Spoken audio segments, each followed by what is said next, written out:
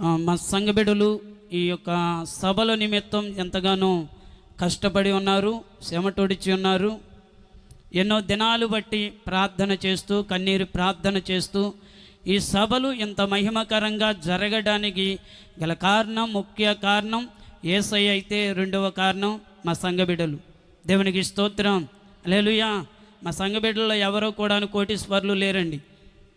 కోటీశ్వర్లు ఎవరో కూడాను లేరు. ఇంత భారభరితమైన సేవా పరిచర్య జరగటానికి వారు ఏ రోజు కూలి పని ఆ రోజు తెచ్చుకొని తినేవారు. కానీ వాటిల్లో నుంచి వేల రూపాయలు తీసి ఈ సభల నిమిత్తం ఖర్చు పెడుతూ ఉన్నారు.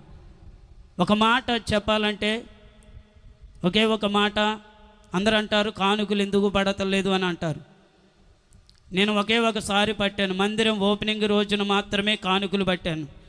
మరలా ఏ రోజున కూడాను కానుకలు పట్టలే. మా సంఘ బిడ్డలే మమ్మల్ని పోషిస్తూ ఉన్నారు. మా సంఘ బిడ్డలే మాకు సహకారులుగా నిలబడుతూ ఉన్నారు.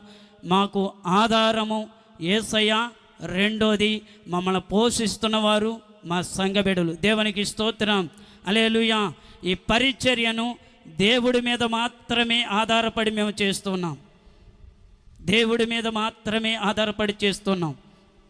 మా సంఘ బిడ్డలు ఎంతగానో కష్టపడి ఈ సభల నిమిత్తం ఎంతగానో ఖర్చు పెట్టి ఈ సభలు ఇంత జయకరంగా జరగటానికి కారకులుగా మార్చబడ్డారు. పాంప్లెట్లు, యూత్ బెడ్లు, అలాగే పెద్దవారు అందరూ కూడాను అనేకమైన పనులను చేశారు.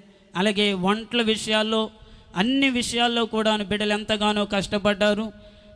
ప్రతిఫలం ఇచ్చేది ఎవరంటే యేసయ్య మాత్రమే. దేవునికి స్తోత్రం, హల్లెలూయా.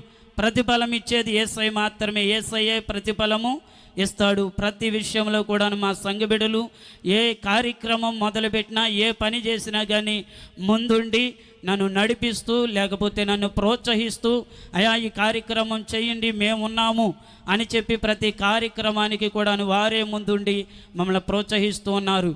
ఎంతైనా తక్కువ కాలంలో నాకు అనుగ్రహించిన మంచి సంఘ బిడ్డలు.